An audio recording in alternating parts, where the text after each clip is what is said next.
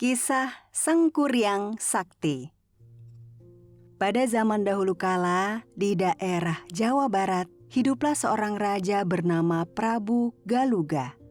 Prabu Galuga merupakan seorang raja yang sangat gemar berburu.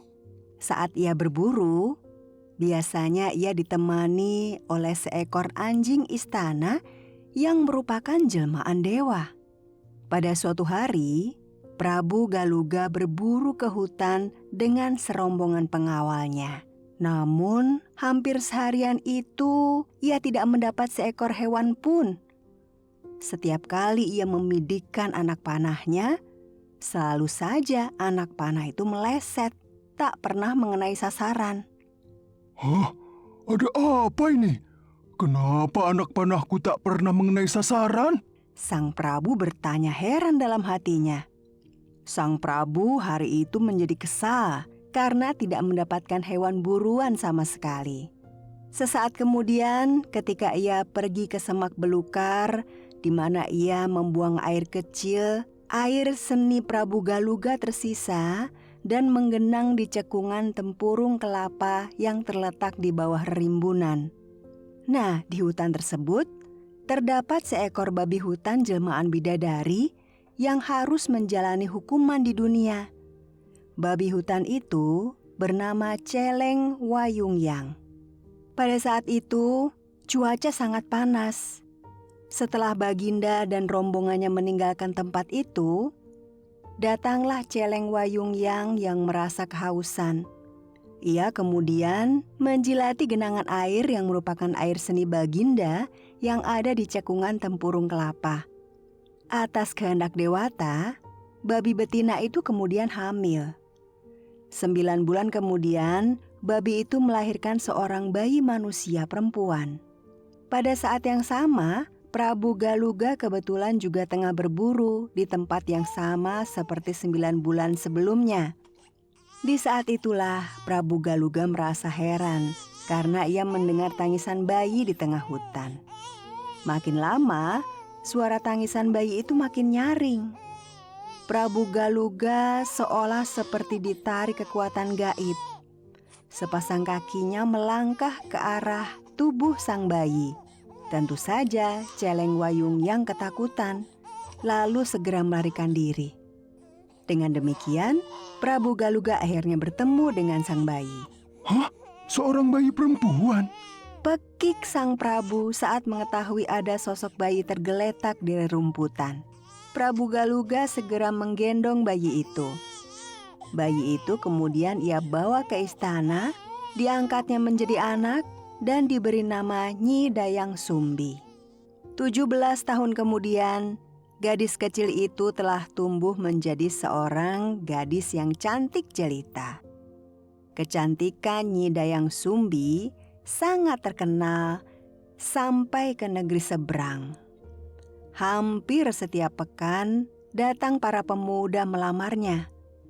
Namun, Nyi Dayang Sumbi selalu menolak tawaran tersebut. Mendengar itu, sang Prabu ayahnya menjadi murka. Prabu kemudian berkata kepada anaknya, Sumbi, hanya ada 2 pilihan bagimu.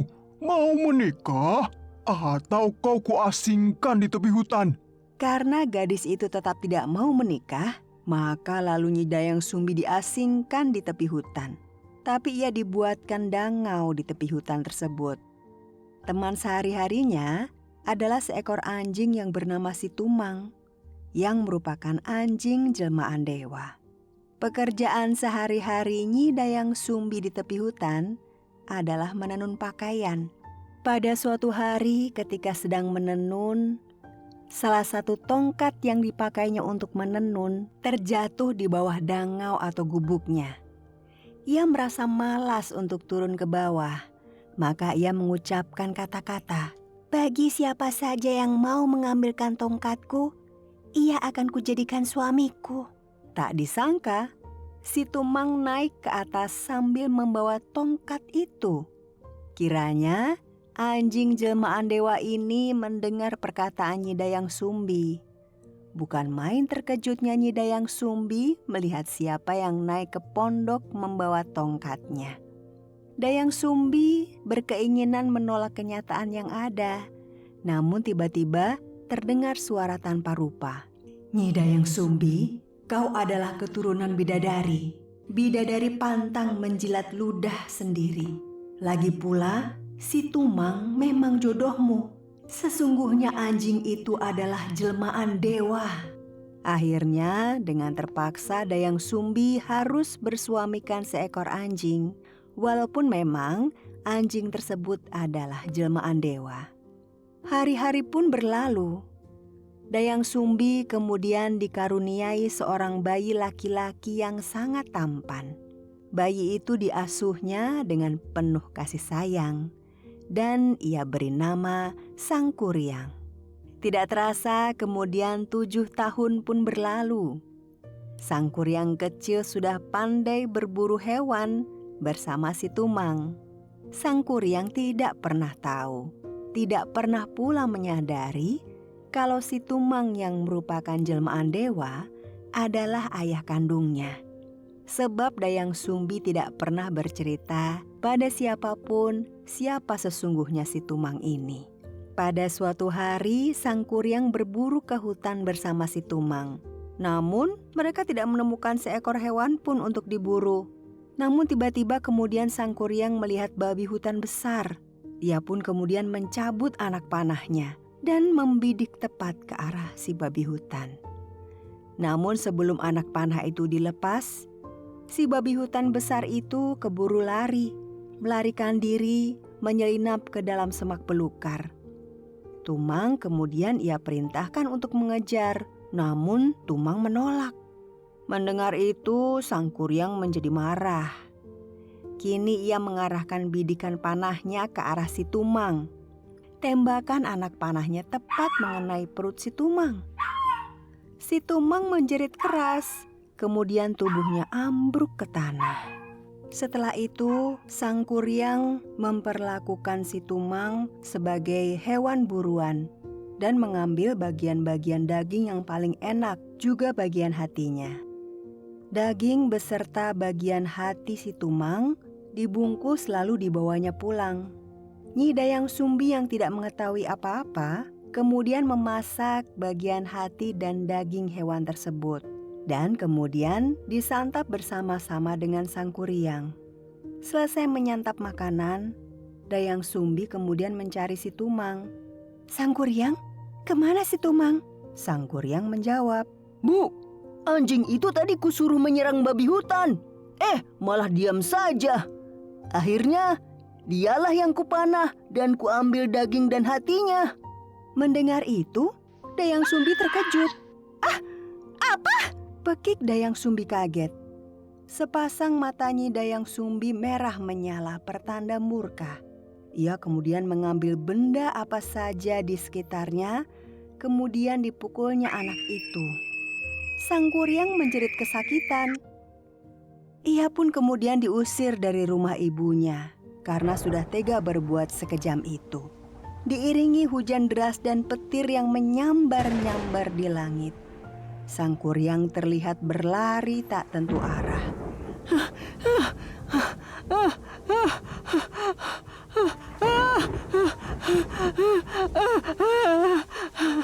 Sangkuriang bertekad tidak akan pernah kembali ke rumah. Ia mengembara tak tentu arah sampai akhirnya ia bertemu dengan seorang pertapa sakti. Di sanalah kemudian ia diangkat sebagai murid terkasih dari pertapa tersebut. Seluruh ilmu kesaktian sang pertapa diwariskan kepada Sangkuriang.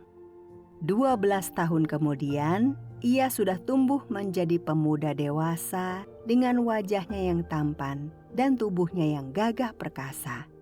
Setelah selesai masa bergurunya, ia kemudian pergi mengembara. Dalam pengembaraannya, ia dikabarkan sering beradu kesaktian dengan para pendekar.